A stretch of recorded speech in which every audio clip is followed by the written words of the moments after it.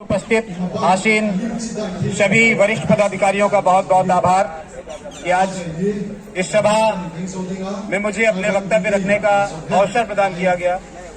और जो विषय है मैं उस विषय से बिल्कुल नहीं हटूंगा। समान शिक्षा, सभी को शिक्षा, निःशुल्क शिक्षा, एक बहुत अच्छा विषय जो इस संघ के माध्यम से, सभा के माध्यम से जनता के बीच में रखा गया है। बहुत अच्छा विषय है और ये लागू होना चाहिए। अभी बार बार कहा गया कि कक्षा 10 तक निःशुल्क शिक्षा हो।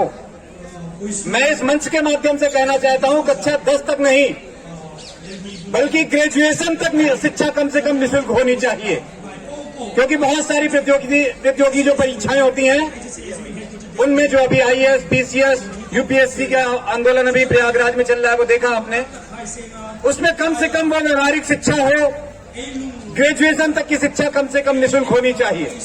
और ये आपको क्यों नहीं दी जा रही है? जो भी एक मंच से एक वक्ता ने और कहा था, बाबा साहब ने बहुत पहले बोला था, शिक्षा शेरनी का वो दूध है जो पिएगा वो दहाड़ेगा।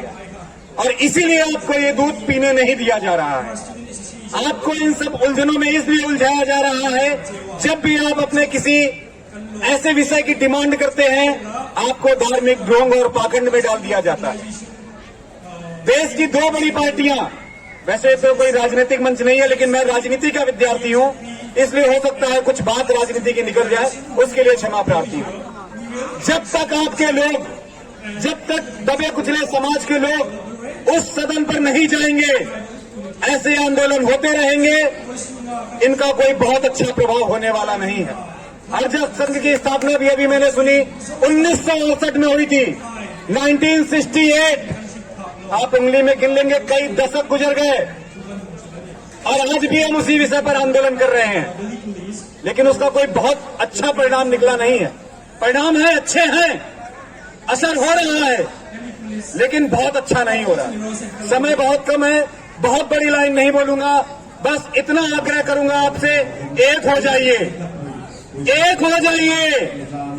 समान शिक्षा का मुद्दा है, इसे उठाइए, हर घर तक पहुंचाइए, हर व्यक्ति तक पहुंचाइए। ये हमारी और आपकी जिम्मेदारी है, सिर्फ संघ की या अध्यक्ष की जिम्मेदारी नहीं है।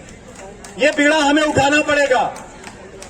हम दबे कुचले लोग, ये समाज जब आगे बढ़ेगा, जब ये सदन में पहुंचेगा, तब अपने काम होंगे। देश की दो बड़ी पार्टियां, बहुत बड़ी बात बोल रहा हूं, देश की दो बड़ी पार्टियां जिनके ऊपर देश को संभालने की जिम्मेदारी थी, इस समाज को, दबे कुचले समाज को नीचे से उठाकर ऊपर तक पहुंचाने की जिम्मेदारी थी, वो दोनों बड़ी पार्टियां उस विषय पर काम नहीं कर रही हैं।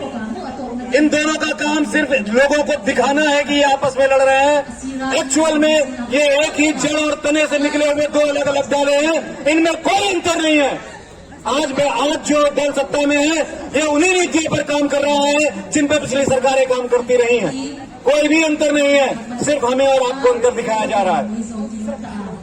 मैं कोई सूरज नहीं हूं, मैं कोई बाबा साहब या सुभाष जी या भगत जी जैसा कोई बहुत बड़ा महान क्रांतिकारी नहीं हूं, लेकिन जुगनू हूं। सूरज तो नहीं हूं, जुगनू ही सही।